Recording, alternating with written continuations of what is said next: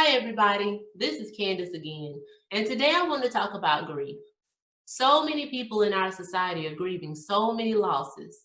Between the coronavirus and the injustices in our communities, along with the protests, which are peaceful in some areas and violent and chaotic in others, grief is just all around us. We're grieving the loss of loved ones. Some people have lost their jobs, security, safety, our sense of normalcy, and even our sense of sanity. Some of you may be wondering how a person can grieve a job or security or safety, because most people only think they can grieve after a death. But grief is actually a reaction to loss. The loss of anything familiar or considered important or valuable to you can be grieved. And each reaction to any loss is unique to each individual. This means that our grief doesn't have to look or feel the same. Some people cry, some people don't. Some people want to talk about the loss, and others try to avoid it at all costs. Some people feel extreme sadness or anger, and some people feel relief. Some feel all these emotions at the same time, and others feel absolutely nothing. They feel completely numb. And each person's grief is their own, and however you feel is okay. Now, we've been told for ages that grief is a journey through predictable stages. But anyone who's ever suffered a loss knows that there is nothing predictable about grief. And the journey doesn't just end with accepting the loss and moving forward without ever feeling the pain again. There's no timetable for grief. But over time, the pain does lessen, and we return to a similar functioning into a new normal with reminders and memories that make us smile and cry. And we grow with and through the grief. The tears are still there, but we're moving forward. The memories and the reminders are still there. They're there for a lifetime, but the pain is not as intense. We can begin to laugh again with the good memories and return to our functioning in and through life a little better. Grief is not a problem to solve or a disease to be treated. It's an inevitable part of loss and life, and it's necessary. Grief is the cost of love, and we can't get around it. Not unless we choose to never connect or love or attach ourselves to anything or anyone ever again. And that would be truly sad.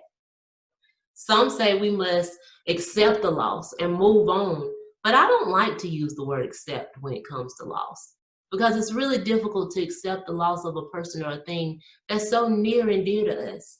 But we can acknowledge it. This is the key to dealing with the grief, to acknowledge it, which means moving towards the grief and not away from it. So how do we do that? We show ourselves compassion by, again, acknowledging our pain and recognizing the grief, that it can trigger many different expected and unexpected emotions and reactions. And these reactions can be physical, where we feel sick, where we have aches and pains. It can be emotional, where, like I talked about before, the emotions are all over the place, like a roller coaster. It can also be intellectual or mental, where we're unable to concentrate or have racing thoughts and become forgetful. It can be in our behaviors, where we want to eat everything or not eat at all, where we want to sleep all day or we're not able to sleep at all, where we want to do nothing or where we want to do everything to keep busy so that we can avoid the grief. It can also be social, where we find ourselves withdrawing and isolating ourselves from everything and everybody. Or it can be where we don't want to be alone, where we do want to be with people. And also it can be spiritual, where we find ourselves drawing closer to God. But also it can be where we're angry with God and distant and questioning Him and our spirituality.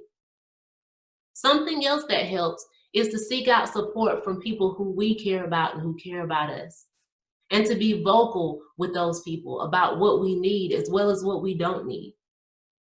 Please remember, our support people are not mind readers. They want to help, and they can if we communicate effectively.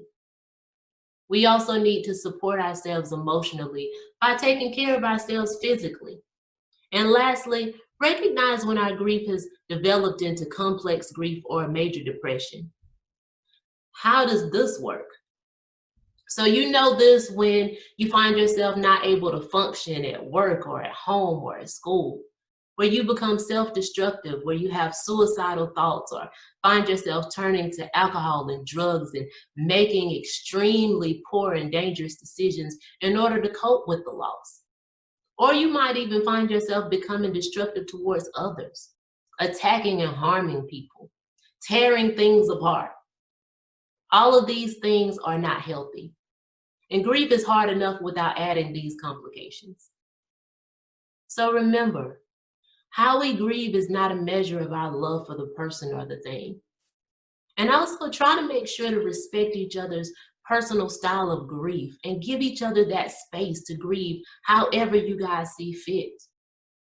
Try not to suppress those feelings. Again, acknowledge that pain and get help through the process. You don't have to do this alone. There are people out there just like me who want to help. And they can, if you seek out the help. So today, that's all I have about grief. But I also want to make another video that talks about interventions about how to cope with grief. So I hope that you'll come back next time. I hope that you'll stay tuned. But for now, that's going to be it. So you have a great day, and I hope to see you guys later. Bye-bye.